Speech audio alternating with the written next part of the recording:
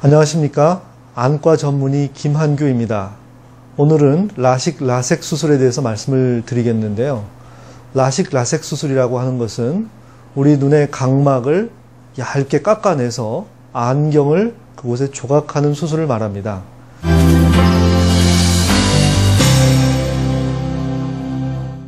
이 그림에서 보시는 모식도에서 눈 앞쪽에 가장 얇고 투명한 막을 각막이라고 하는데, 그 각막 두께가 약 500마이크론 정도 됩니다. 500마이크론 그러면은 얇은 샤프심, 0.5mm 샤프심 정도의 그런 얇은 그 투명한 막을 각막이라고 하는데, 그 각막을 더욱더 얇게 깎아내서 안경을 그곳에 조각하는 수술을 라식 또는 라섹 수술이라고 말을 합니다.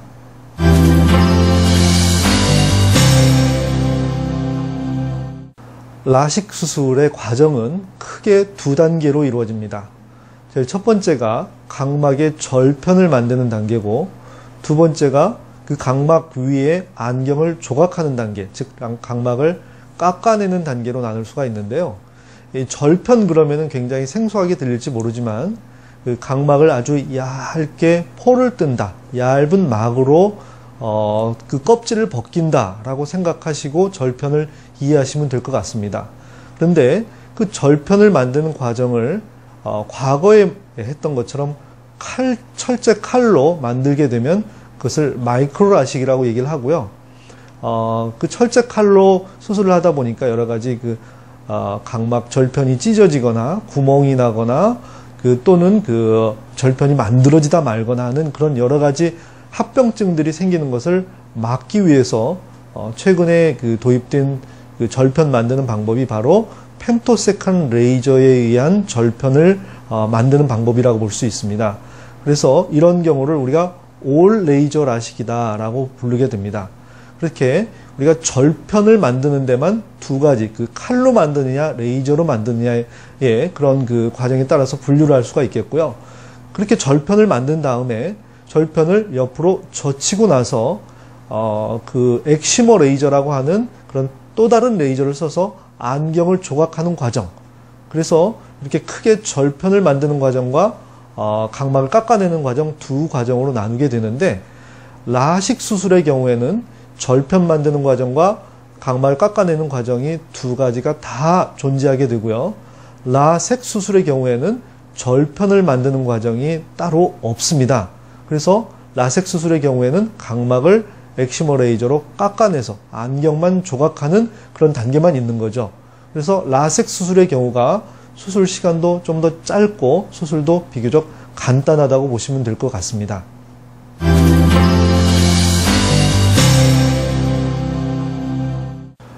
많은 분들이 라식 수술과 라섹 수술에 대해서 혼동을 하시고 어떻게 보자면 똑같은 수술처럼 혼용해서 쓰시는 경우가 있는데요.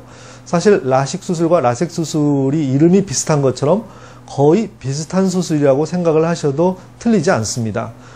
맨 처음에 말씀드렸던 것처럼 각막을 얇게 깎아내서 안경을 조각하는 수술이라고 하는 거에는 두 가지 수술이 동일하다고 보셔도 됩니다.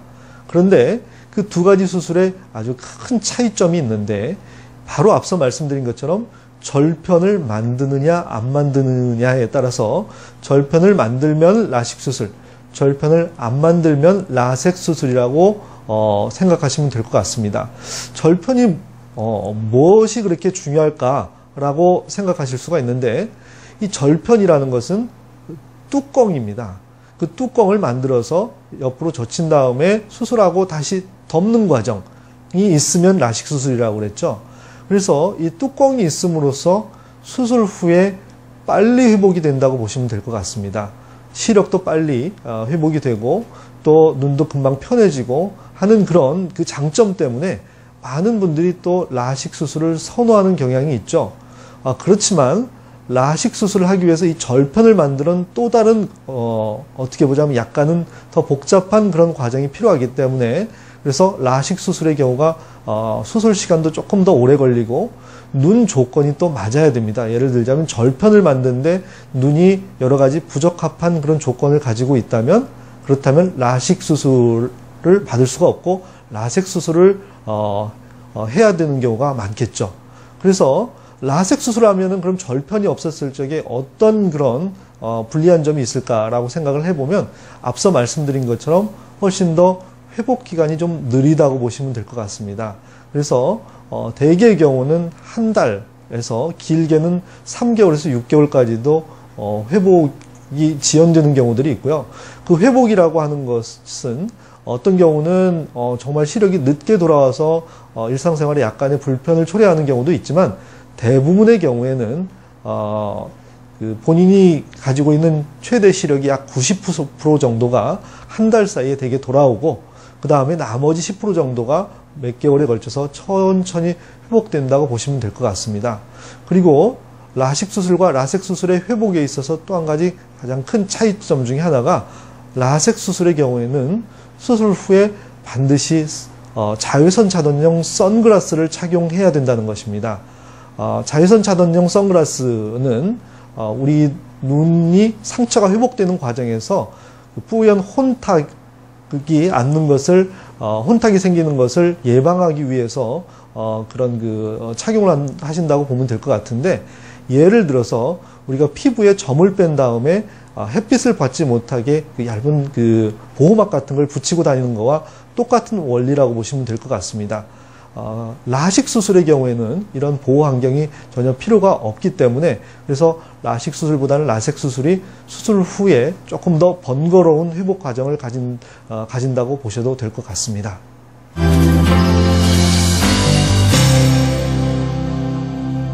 그래서 많은 분들이 저한테 선생님, 저는 라식 수술이 더 좋은가요? 라섹 수술이 더 좋은가요? 라는 그런 질문들을 참 많이 받게 됩니다. 어떤 수술이 더 좋은 수술인가요? 라고 이제 질문들을 하시는데, 사실 그 질문은 맞는 질문이 아닙니다. 좀 더 정확한 질문을 하려면 제 눈에는 라식 수술이 더 적합한가요? 라섹 수술이 더 적합한가요? 라고 물어보는 게 가장 정확한 질문이라고 볼 수가 있겠습니다. 왜 그러냐면 어떤 한 가지 수술이 장점만 가지고 있고 단점은 없고 이런 건 세상에 없다고 생각하시면 됩니다. 라식 수술이 장점이 빨리 회복되고 시력도 금방 좋아지는 그런 장점이 있는 반면에 절편이라는 걸 만들어야 되는 그런 어떻게 보자면 번거로운 과정이 하나가 필요하게 되고, 또 절편을 만드는 만큼 각막의 소모량이 증가되기 때문에, 각막의 소모량이 증가된다는 말은 눈의 안정성이 조금 떨어진다는 얘기죠. 그래서 라식 수술의 경우에는 빨리 회복되는 반면에 눈의 안정성에는 라섹 수술보다 조금 떨어지는 경향이 있고요. 그 반대가 바로 라섹 수술이라고 생각을 하시면 됩니다. 라섹 수술은 좀 천천히 회복되고 여러 가지 불편한 단계들을 거쳐야 되는 반면에 눈의 안정성에는 훨씬 더 라식 수술보다 낫다라고 생각을 하시면 될 것 같습니다. 그렇다면 이 수술을 할까 저 수술을 할까, 나는 안정성이 더 좋기 때문에 라섹을 하겠다라고 선택을 하시는 것보다는 본인의 눈을 수술 전에 철저하게 검사를 해서 그 검사상에서 안정성을 더 중요시해야 되는 눈, 또는 그렇지 않아도 되는 눈, 이렇게 분류를 해서 라식 수술과 라섹 수술을 추천받으시면 된다고 생각을 하시면 될 것 같습니다.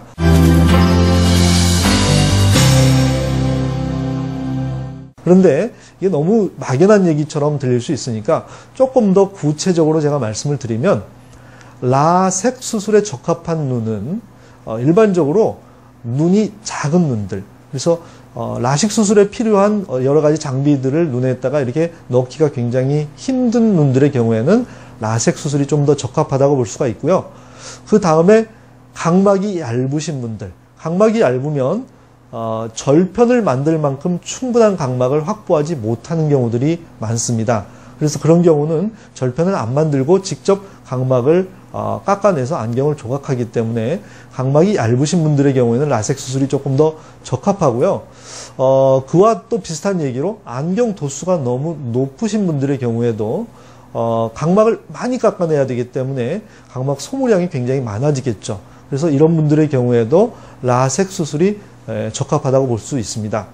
그리고 운동을 굉장히 좋아하시는 분들이 있죠. 운동이 이제 뭐 다 제약사항이 있는 건 아니지만, 신체적 접촉이 굉장히 활발한 운동, 예를 들자면 농구, 축구, 또는 격투기, 이런 종류의 운동을 하시는 분들이나 그런 운동선수의 경우에는 이 절편이 나중에 충격에 의해서 제자리를 이탈하는 경우들이 있기 때문에 라섹 수술을 받는 것이 조금 더 안전하다고 볼 수가 있겠고요. 그리고 마지막으로 이 라섹 수술의 경우가 건조증이 라식 수술보다는 조금 덜 합니다. 왜 그러냐면 각막에 소모량이 적기 때문에 이 각막이 깎아나가는 양, 각막을 제거하는 양이 적기 때문에 건조증도 훨씬 좀 덜 생긴다고 보시면 될 것 같습니다. 그래서 평상시에 본인이 나는 건조증이 굉장히 좀 심한 편이다 라고 생각하시는 분의 경우에는 라섹 수술 쪽을 선택하시는 것이 조금 더 좋은 선택이지 않을까 하는 생각이 듭니다.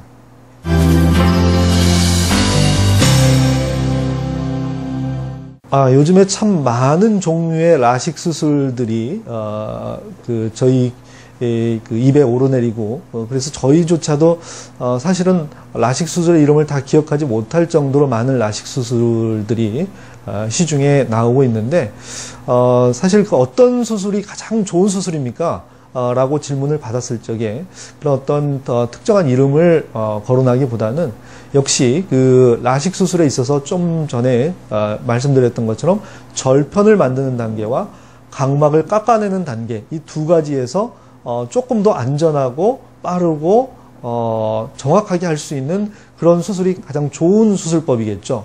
그래서 첫 번째로 말씀을 드리자면 절편을 만드는 장비에 있어서 이 절편 만드는 장비와 각막을 깎아내는 장비가 전혀 다르거든요. 그래서 우선 절편을 만드는 장비에 있어서 가장 중요한 것은 이 절편을 가급적이면 좀 어떻게 얇게 만들 수 있을까? 얇게 만들면 각막 소모량이 아무래도 적으니까 각막 안정성에 도움이 될 수 있겠죠. 그 다음에 절편을 내가 예를 들자면 100마이크론 두께로 만들겠다고 했는데 실제로 만들어서 보니까는 150마이크론처럼 만들어졌다. 그러면은 그건 좋은 수술이 아니겠죠. 그래서 절편을 자기가 만들고자 한 두께대로 그대로 만들어지는 그런 수술. 그리고 세 번째로 그 절편을 만들 적에 걸리는 시간이 있습니다. 왜냐하면 그 시간 동안에 눈을 움직이지 못하게 압박을 해야 되기 때문에 그 시간이 짧으면 짧을수록 좋거든요. 그래서 절편 만드는 시간이 짧을수록 굉장히 또 좋은 수술이라고 볼 수가 있겠고요. 마지막으로 예전에 그 라식 수술의 합병증 때문에 굉장히 그 수술을 두려워하시는 분들이 많았는데 그런 합병증들이 되게 어디서 생겼냐면 절편을 만들 적에 칼로 만들다 보니까 찢어지거나 구멍이 생기거나 또는 만들어지다가 이렇게 중간에 멈춰버리거나 이런 문제들이 생겼었는데 그런 문제들이 안 생기는, 그래서 요즘에 펜토세칸 레이저라는 그런 특수한 레이저를 사용해서 그 절편을 만드는 그런 올 레이저 라식이 생기면서 이런 부작용들이 많이 없어졌다고 보시면 될 것 같습니다. 이런 그 절편을 만드는 과정에 있어 좀 더 안정적이고 얇고 그 다음에 우리가 생각했던 만큼의 두께대로 빠르게 만들 수 있는 레이저가 가장 좋은 라식 수술이라고 볼 수가 있겠죠. 그리고 두 번째로 그 각막을 깎아내는 단계에 있어서의 또 좋은 수술의 조건이 있습니다. 이 각막을 깎아낼 적에는 역시 어떻게 하면은 적게 깎아낼까? 각막을 적게 제거하는 것이 가장 눈의 안정성에서는 좋겠죠. 그렇지만 무조건 또 적게 깎아내다 보면은 재발이 쉽게 되고 수술 후에 밤에 빛번짐이 심한다든지 이런 다른 부작용이 생기게 됩니다. 그래서 적게 깎아내면서도 재발이 적고 빛번짐이라든지 그런 다른 부작용들이 적은 수술이 굉장히 좋은 수술이라고 볼 수가 있겠고요. 또 한 가지는 요즘에 난시들을 많이들 가지고 계시기 때문에 난시 교정이 가급적 잘 되는 장비가 또 굉장히 좋은 라식 수술이라고 생각할 수가 있겠습니다.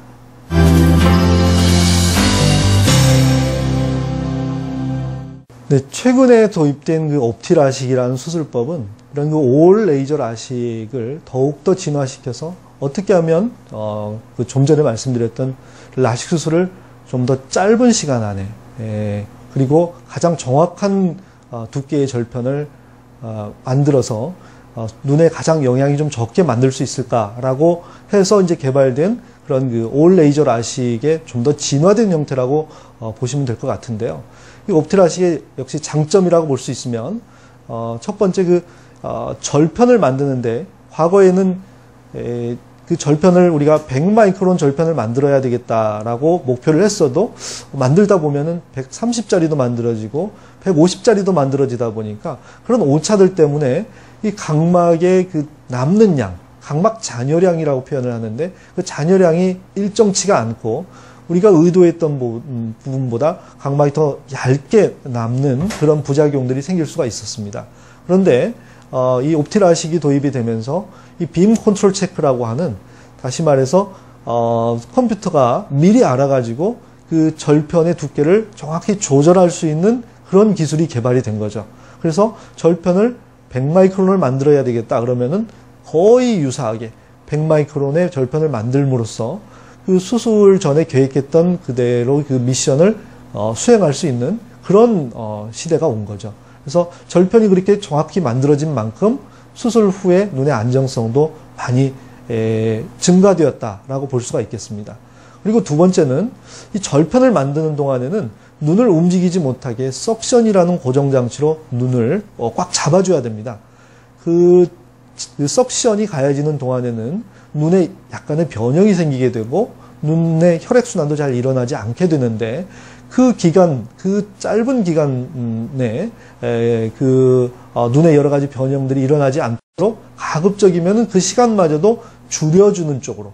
그래서 절편을 만드는데 시간이 과거에 한 20초, 30초 정도 걸렸다면 지금은 한 6초 정도로 그야말로 따닥 하면은 절편이 만들어질 정도로 빠른 시간 안에 절편이 아주 예쁘게 잘 만들어지는 그런 시스템이 개발이 됐다라고 생각을 하시면 될 것 같고요. 그 다음에 세 번째로는 그러다 보니까 이 옵티라식을 하시게 되면 과거에 그 올레이저 라식을 했던 분들보다는 훨씬 더 눈에 충격이 적다 보니까 마치 수술 끝나고 나서도 수술 금방 안 한 눈처럼 그렇게 훨씬 회복도 빠르고 눈 모양도 정상으로 빨리 돌아오는 그런 또 장점을 가지고 있습니다.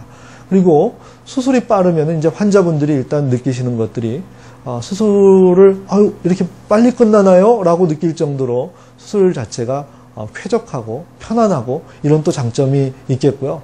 그래서 수술 후에 대개는 다른 일반적인 수술보다는 굉장히 회복도 빠르고 그러다 보니까 시력도 일반적인 수술보다는 좀 더 뚜렷하게 보이면서 빛번짐이나 이런 부작용들이 훨씬 더 줄어드는 그런 장점을 가지고 있는 수술이라고 보시면 되겠습니다.